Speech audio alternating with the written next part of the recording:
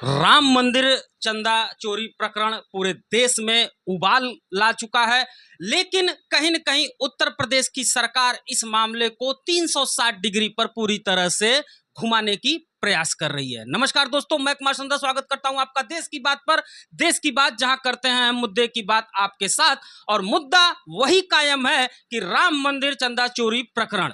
अभी एक बयान आता है उत्तर प्रदेश के उप मुख्यमंत्री ब्रजेश पाठक जी की तरफ से, जिसमें उन्होंने मांग की है कि राम मंदिर चंदा चोरी प्रकरण पर पूछने वालों, पहले आप जाइए बाबरी मस्जिद चंदा चोरी प्रकरण की जांच निकाल कर लाइए। जांच करेगा कौन? सबसे बड़ा सवाल यह है। लेकिन हम जांच पर नहीं जाते हैं। इसी कड़ी में आज हम एक बार फिर से डिबेट रखते हैं, और इस डिबेट का हिस्सा बन रहे हैं वरिष्ठ अधिवक्ता आर.एन. पांडे, वरिष्ठ समाज सेवी जितेंद्र पांडे, वरिष्ठ अधिवक्ता महेश भाई और दालमंडी व्यापार समिति के अध्यक्ष फारूक खान। वकील साहब, क्या लगता है ये जो उप मुख्यमंत्री ने कहा है कि बाबरी मस्जिद चंदा चोरी प्रकरण को इसमें खींचा है, क्या जनता को दूसरी तरफ मोल्ड किया जा रहा है? ये निश्चित रूप से रामलला के मंदिर में ट्रस्ट में जो जबरदस्त और भयंकर लूट खसोट हुई है, उससे जनता का ध्यान भटकाने के लिए मुख्यमंत्री योगी आदित्यनाथ के इशारे पे डिप्टी सीएम ब्रजेश पाठक द्वारा दिया गया है। इस बयान की मैं आगे भी सच्चाई आपको बताऊंगा, जनता को बताऊंगा कि कैसे ये गुमराह कर रहे हैं। लेकिन उसके पहले मैं गेरुआ वस्त्र पहन के जो योगी आदित्यनाथ जनता, प्रदेश की जनता को बेवकूफ़ बना रहे हैं खुलेआम, मैं उसके बारे में बताना चाहता हूँ। योगी आदित्यनाथ के सारे टीवी चैनलों पे दिए गए आप बयान को देख लीजिए। योगी आदित्यनाथ कहते हैं राम मंदिर पे गोली चलाने वाले, राम मंदिर पे गोली चलाने वाले आज रामलला की बात कर रहे हैं। मैं योगी आदित्यनाथ के उस बयान से घोर आश्चर्यचकित और हतप्रभ हूं कि योगी आदित्यनाथ रामलला पे गोली चलाने वाले किस आदमी की बात कर रहे हैं। जहां तक मुझे मालूम है उस मुलायम सिंह यादव की बात कर रहे हैं। मुलायम सिंह यादव ने रामलला पे गोली चलाई कि नहीं चलाई, क्या किया क्या नहीं किया, ये प्रदेश की सारी जनता को मालूम है। लेकिन हमें ऐसा लग रहा है कि योगी आदित्यनाथ अगर मुलायम सिंह के बारे में ये बात कर रहे हैं तो देश के प्रधानमंत्री नरेंद्र मोदी और देश की राष्ट्रपति द्रौपदी मुर्मू के कार्यों को भी परोक्ष रूप से विरोध जता रहे हैं या कुछ और कहना चाह रहे हैं। ऐसा कैसे? वो तो सिर्फ मुलायम जी को हिट कर रहे हैं। तो मैं इसलिए बता रहा हूं कि 26 जनवरी 2023 की पूर्व संध्या पर देश की राष्ट्रपति द्रौपदी मुर्मू ने देश के प्रधानमंत्री के आग्रह पर गृह मंत्रालय के अनुमोदन पर मुलायम सिंह यादव को देश का दूसरा सबसे बड़ा नागरिक सम्मान, भारत रत्न के बाद का कहा जाता है, पद्म विभूषण प्रदान किया है। और वो सम्मान देते समय देश के प्रधानमंत्री को मालूम था कि मुलायम सिंह यादव ने कार सेवकों पर गोली चलवाई? नहीं मालूम था तो पूरे देश वालों को मालूम है कि मुलायम सिंह यादव उत्तर प्रदेश के थे। क्या उत्तर प्रदेश के किसी व्यक्ति के बारे में भारत के प्रधानमंत्री, उन्हीं के रूलिंग पार्टी योगी आदित्यनाथ से कोई सलाह मशविरा नहीं लिए थे कि मुलायम सिंह यादव को पद्म विभूषण देना है कि नहीं देना है? नहीं लिए थे तो योगी आदित्यनाथ उस समय 2023 में प्रदेश के सीएम थे। जब इनका नाम अखबारों में छपा कि इनको भारत की राष्ट्रपति पद्म विभूषण देने जा रही हैं, योगी आदित्यनाथ ने प्रधानमंत्री को नहीं बताया कि आदमी देश ये कार सेवक पे गोली चलवाया है, इसको इतना बड़ा नागरिक सम्मान आप कैसे दे रहे हैं? योगी आदित्यनाथ को ये बताना चाहिए कि हमने उस समय भी विरोध किया था कि कार सेवकों पर गोली चलवाने वाले को आप देश का दूसरा सबसे बड़ा नागरिक सम्मान पद्म विभूषण की लिस्ट आप देखेंगे, भारत रत्न के बाद की है। देश के ऐसे ऐसे लोगों को मिला है जिन्होंने अपने देश के लिए अपनी जान कुर्बानी कर दी। उनकी देश सेवा को जो भारत की राष्ट्रपति सम्मान दे के कर रही हैं, उसको प्रदेश के सीएम योगी आदित्यनाथ प्रश्न चिन्ह लगा रहे हैं भारत की राष्ट्रपति के उस पे।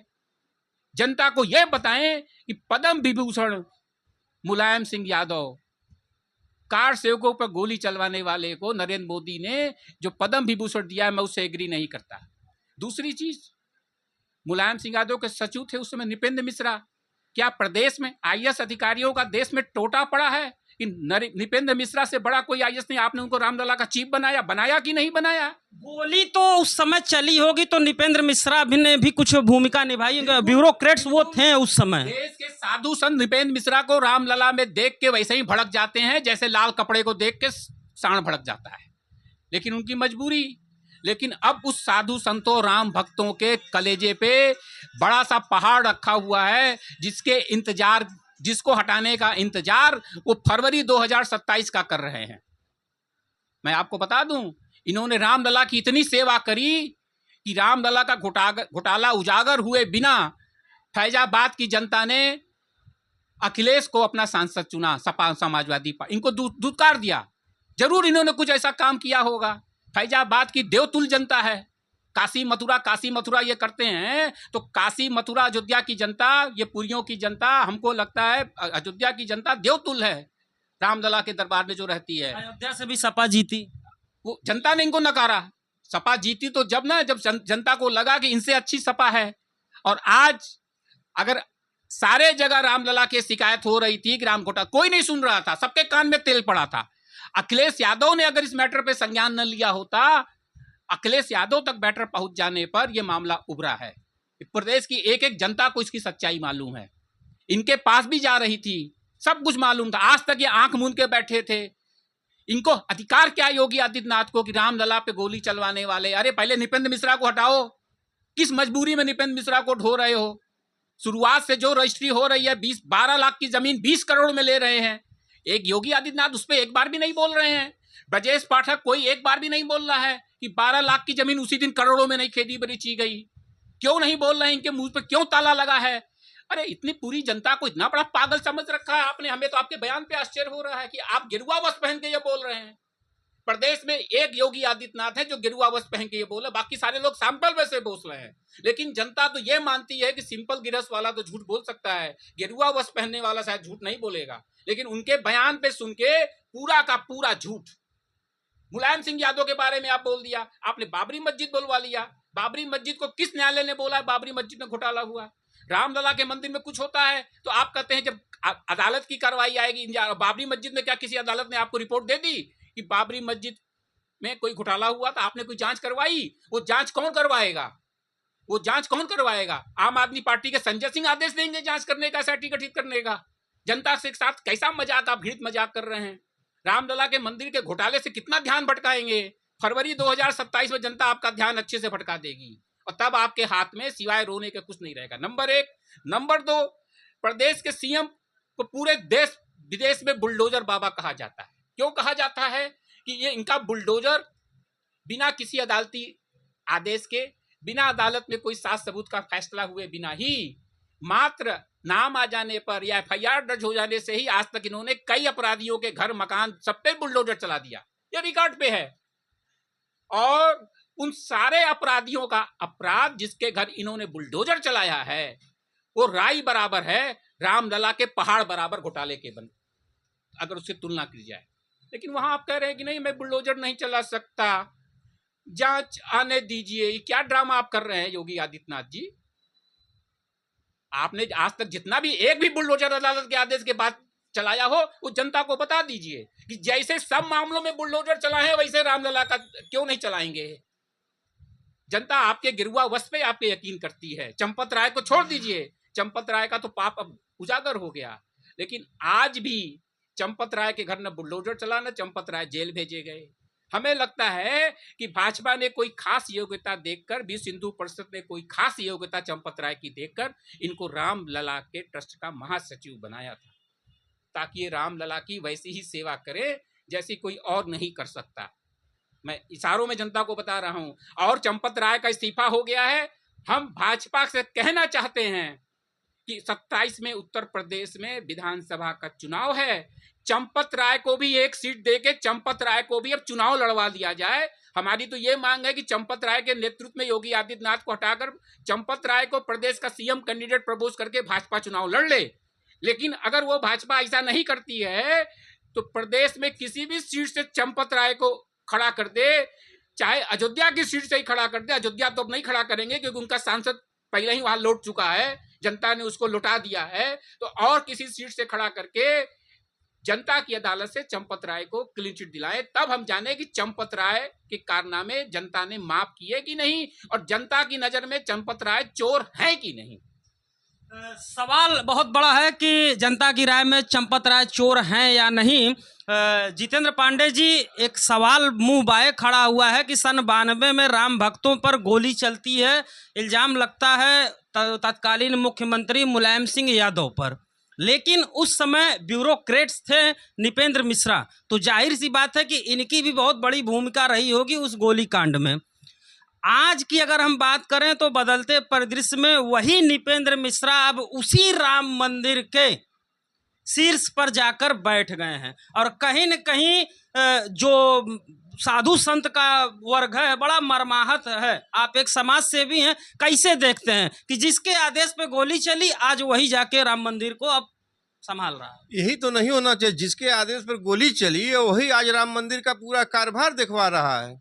ये तो एकदम घृणित कार्य है, निंदनीय है। जबकि ये मिलीजुली सरकार चल रही है कि ऐसे व्यक्ति को वहां रखना ही नहीं चाहिए था। ये जो किए हैं गलत किए हैं। 2027 में इनको पता चल जाएगा।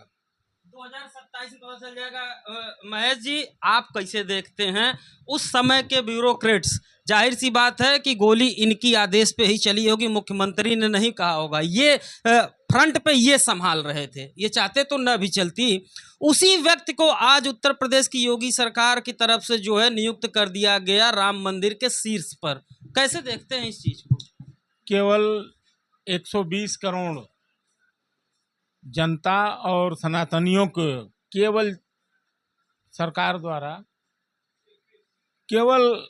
सरकार द्वारा ये चूतिया बनाने का कार्य किया जा रहा है। रही बात यह है, जैसे अभी हमारे वरिष्ठ अधिवक्ता अभी बताए हैं कि हमारा कहने का मतलब मुलायम सिंह यादव को पद्म श्री विभूषण अवार्ड दे दिया गया।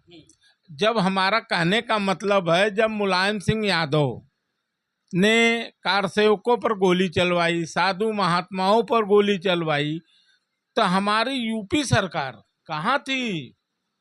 23 में इन्होंने ही पद्म भूषण दिया है। क्यों? 26 जनवरी की पूर्व संध्या पे राष्ट्रपति द्रौपदी मुर्मू के भारत सरकार द्वारा अगर इनको नॉमिनेट किया गया तो यूपी सरकार कहाँ थी? हम ये पूछते हैं। उस पर तो रोक लगाना चाहिए ना। इसका मतलब क्या हुआ कि दोनों हाथ में लड्डू, और उसके बाद अब कहा जा रहा है कि मुलायम सिंह ने गोली चलवाया। हमारा कहने का मतलब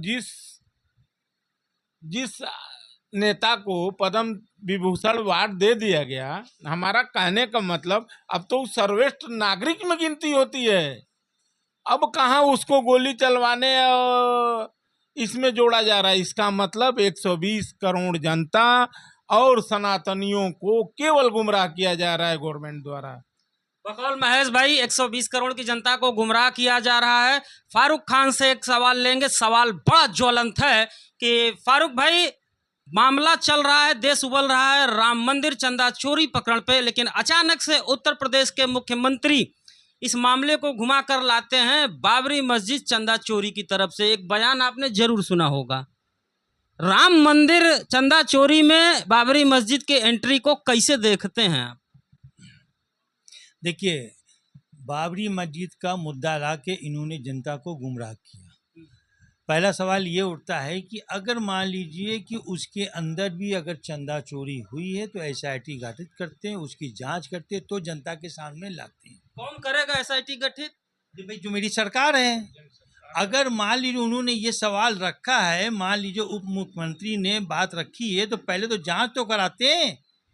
आज मान लीजिए राम मंदिर का मुद्दा उठा है, चोर पकड़े गए हैं, तो ये जनता को गुमराह किया जा रहा है कि बाबरी मस्जिद चंदा चोरी। तो पहले आप उनको उजागर करते तो जनता के सामने लाते तो बहुत अच्छा लगता। ये तो मेरे हिंदू भाइयों को भी आप गुमराह कर रहे हो। मुसलमान को तो छोड़ दीजिए, अभी तक बाबरी मस्जिद का अता पता नहीं है, आप फिर उसको मुद्दा बना रहे हो, उठा रहे हो। तो क्या है, ये सब चलने वाला नहीं है। अब देश में अब जनता जागरूक हो चुकी है, जनता हर चीज़ देख रही है। क्या अत्याचार चल रहा है वो सब देख रही है। सिर्फ इन लोग का काम है लूटना देश को, बाकी कोई और कार्य इनका नहीं है। बकौल फारूक खान, जनता को गुमराह किया जा रहा है। बाबरी मस्जिद के नाम पे एक सूत्री कार्यक्रम चल रहा है, सिर्फ लूट, राम नाम की लूट छोड़िए, यहाँ पर धन की लूट मची हुई है। वकील साहब, टेक्निकली कैसे देखते हैं कि उत्तर प्रदेश के उप मुख्यमंत्री का ये बयान गैर जिम्मेदाराना है या नहीं? देखिए, उत्तर प्रदेश के डिप्टी सीएम इस समय सब ऐसा घोर गैर जिम्मेदारा बयान दे रहे हैं जो कि आज तक पूरे देश के किसी भी प्रदेश के सीएम ने इतना घृणित बयान नहीं दिया। मेरा तात्पर्य है, आपने मुलायम सिंह को बोला कार सेवकों पर गोली चलवाए। योगी आदित्यनाथ सीएम और डिप्टी सीएम से मैं पूछना चाहता हूं कि वो देश के किसी भी कोर्ट के जज हैं क्या? आज तक देश के किसी भी अदालत ने मुलायम सिंह ने कार सेवकों पर गोली चलवा के कोई गलत काम किया या सही काम किया, इसका कोई अदालती आदेश नहीं है कि किसी भी अदालत ने उनको एक दिन की भी सजा सुनाई हो। आप देश को सच्चाई क्यों छिपा रहे हैं? इसलिए मैं आपके बयान को घृणित कर रहा हूं कि प्रदेश के मुखिया स्तर का आदमी प्रदेश की जनता को एकदम पागल समझ रखा है। उसको बताना चाहिए।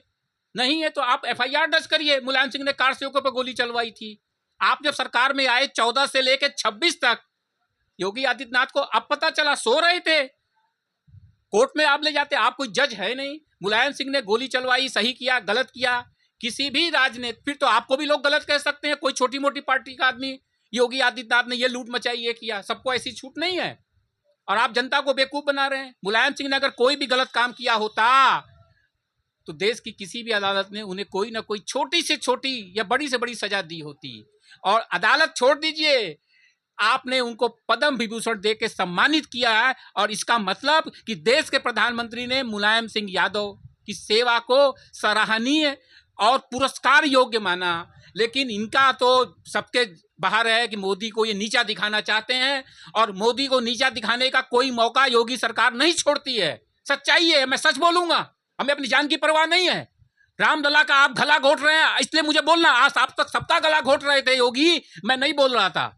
लेकिन इन्होंने वही गुंडे बदमाशों की भाषा जैसे रामलला के बारे में शुरू कर दी।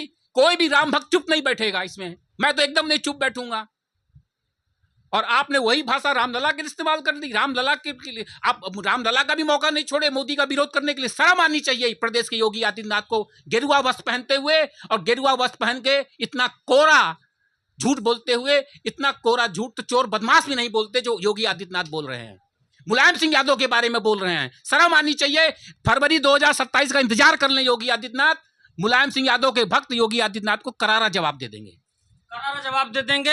एक चीज मैं यहाँ से फिर से दोहराना चाहूँगा कि उत्तर प्रदेश के मुख्यमंत्री लगायत भाजपा शीर्ष नेता सभी लोग एक चीज का बयान दे रहे हैं। आपने जरूर देखा सुना जाना होगा कि रामद्रोहियों यानी जो भी मुद्दे की बात कर रहा है, जांच की मांग कर रहा है, वो रामद्रोही है। चलिए मान लिया कि समाजवादी पार्टी या विपक्ष की जितनी पार्टियां हैं ये चोर हैं, इन्हें इनके किए की सजा मिल चुकी है, ये आज विपक्ष से लगातार बाहर चल रहे हैं, यानी धीरे धीरे इनका वजूद अस्तित्व खत्म हो रहा है। रामलला ने इन्हें सजा दे दी है।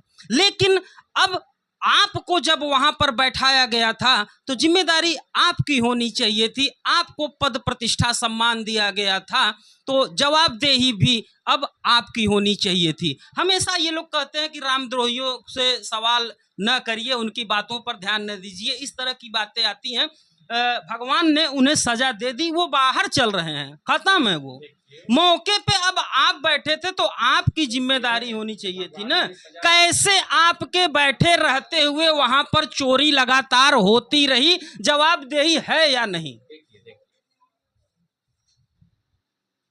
जवाबदेही किसकी है? रामलला ने सजा दे दी। भाई, बाबरी मस्जिद कल्याण सिंह के जमाने में गिराई गई। कल्याण सिंह गिराने में शामिल नहीं थे, न कल्याण सिंह उस समय अयोध्या में थे। बावजूद इसके प्रदेश के सीएम होने के नाते उन्होंने उसी दिन उसी शाम इस्तीफा दे दिया था। ये रिकॉर्ड पे है। ये होती है नैतिकता। और उसके बावजूद भी जनता ने उनको सत्ता से बेदखल कर दिया। बहन मायावती को सत्ता सौंपी, अखिलेश यादव को सत्ता सौंपी, सपा को सत्ता सौंपी। तो राजनीति में हार जीत होती रहती है। आपको ऐसा लग रहा था कि अब भाजपा को कोई हरा नहीं पाएगा, लेकिन भाजपा बुरी तरह हार गई। वरना 92 के बाद ही बहन मायावती और अखिलेश यादव सीएम बने हैं। तो हार जीत होती रहती, जनता उतारती रहती है। आपने भी कोई काम अवश्य किया होगा कि अयोध्या की जनता ने आपको हरा दिया, अखिलेश को चुन लिया। शायद अयोध्या की जनता आपके चोरी को, हमें ऐसा लगता है कि पहले ही ताड़ गई थी कि रामद्रोहियों को अब सत्ता नहीं देनी है। और अयोध्या की जनता ने जो कुछ साल पहले देखा वो अब पूरा देश समझ पा रहा है। और मैं आपको दावे के साथ कह सकता हूं, इतनी तेजी से भारत में कोरोना वायरस भी नहीं फैला था जितनी तेजी से भाजपा के विरोध में हवा चल रही है।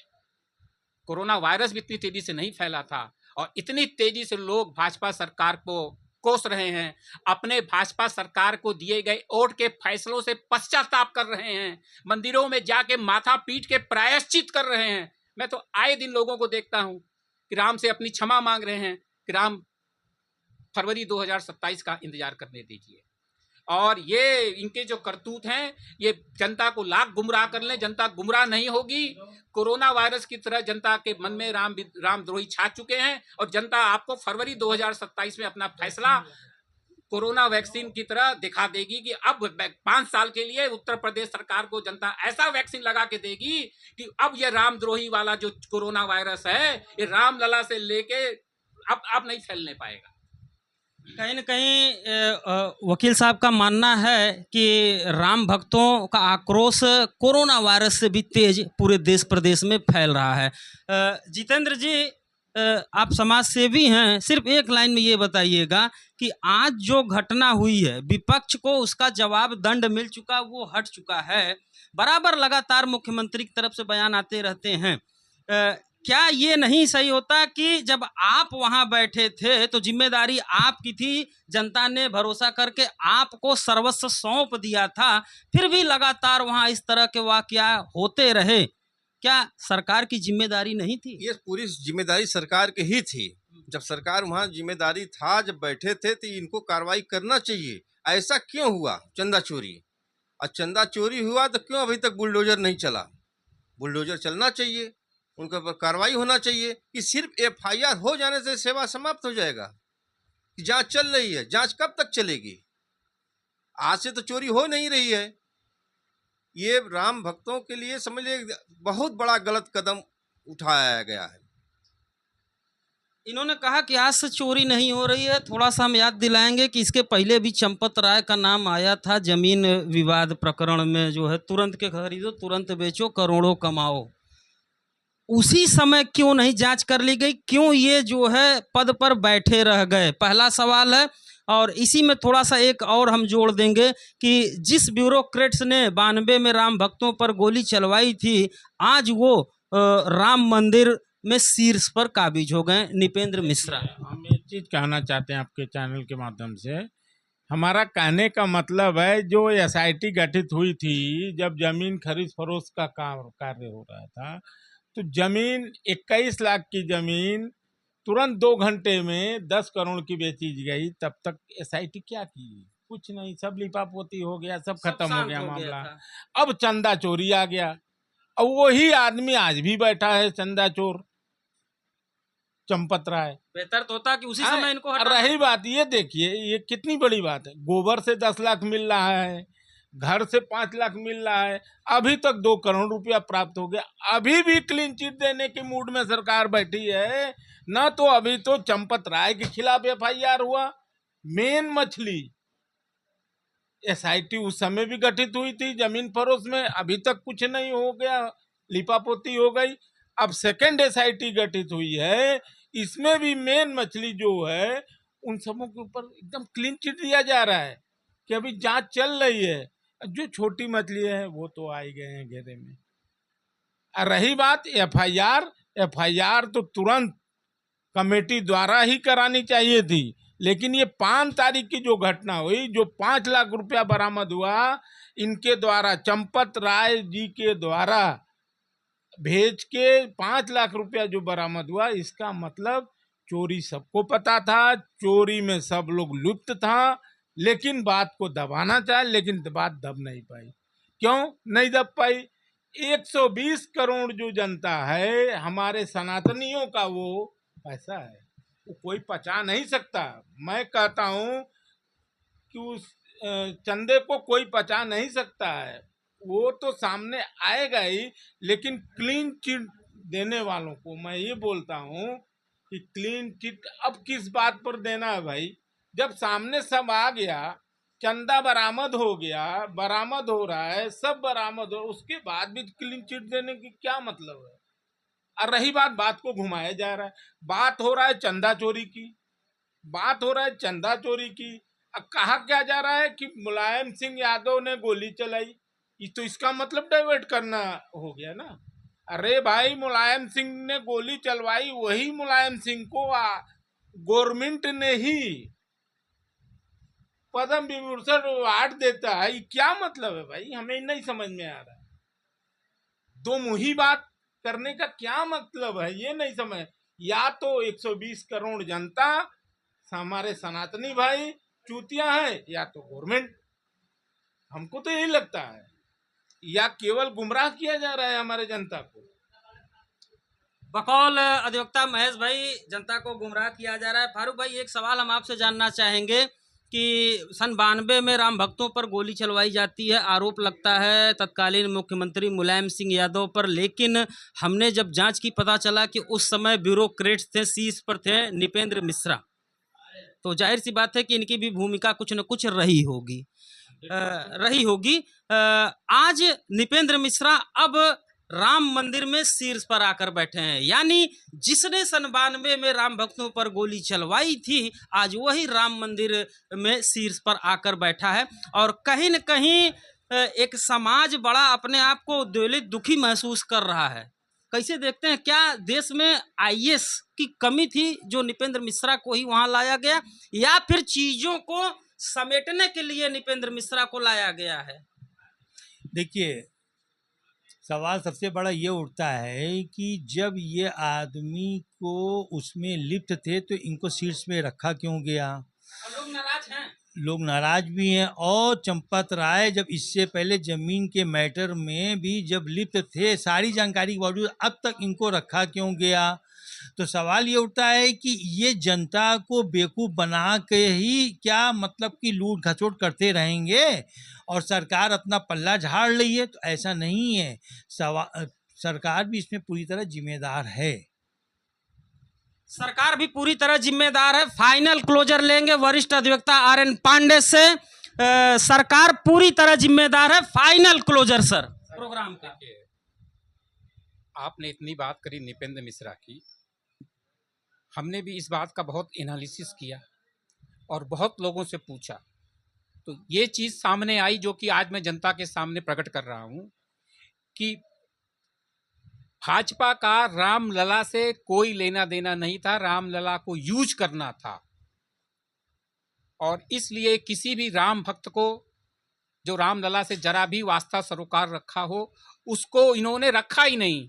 नृपेंद्र मिश्रा का चुनाव सिर्फ केवल इस क्वालिटी के लिए किया कि ये आदमी रामलला से चिढ़ता है, ये रामलला के हम कितना भी नुकसान करें ये आदमी आवाज नहीं उठाएगा।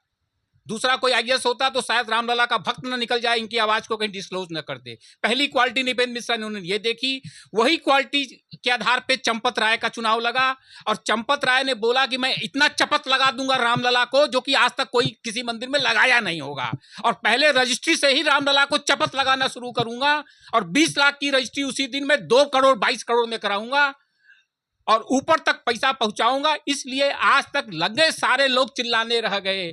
खुलेआम जो कागजी डकैती पड़ रही है, आपने 1 करोड़ बरामद करके 90 लाख बरामद करके जनता को गुमराह बना रहे हैं। एक एक रजिस्ट्री में 20-20 करोड़ की चोरी हुई है, प्रधानमंत्री तक को मालूम था, लेकिन कोई नहीं बोल रहा था। एक चंपत राय की इतनी हैसियत नहीं है कि रामलला को शुरू से न्यू खरीदने के समय, रजिस्ट्री लेते समय, और उस आदमी ने ऐसी ऐसी रजिस्ट्री ली है चोरों से, माफियाओं से, गुंडों से, जो कि रामलला जन्मभूमि ट्रस्ट से कई किलोमीटर आगे है। वो जमीन आज भी वैसे पड़ती पड़ी हुई है, 1% का यूज नहीं है, राई बराबर उस जमीन का यूज नहीं है।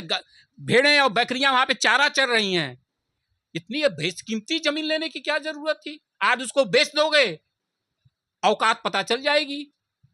जो आपने जमीन कभी खरीदी 21 में 20 करोड़ की, उसका आज 1 करोड़ रुपया भी आप बेच के दिखा दे, नहीं मिलने वाला है।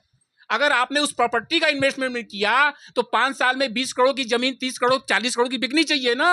वो 20 लाख की जमीन आपने 20 करोड़ की खरीद ली, आज आप बेच दें 1 करोड़ के ऊपर कोई देने वाला नहीं है, जमीन भी कबाड़ में पड़ी हुई है। तो उस चंपत राय को इसी क्वालिटी के आधार पे इन्होंने चुना कि राम लला को ऐसा चूना लगाओ, ऐसा चूना लगाओ जो कि आज तक हिंदुस्तान के किसी भी मंदिर में किसी ने नहीं लगाया हो। और चंपत राय ने रामलला को ऐसा चूना लगाया जो कि सोमनाथ को लूटने वाले महमूद गजनवी ने भी नहीं लगाया था। यह मैंने इतिहास से पढ़ के पूरा तुलना कर ली है और आज मैं जनता को बता रहा हूं। बड़ा चीज निकल के आया कि चंपत राय ने वो चूना लगाया कि महमूद गजनवी ने भी अपने चेहरे को छुपाया।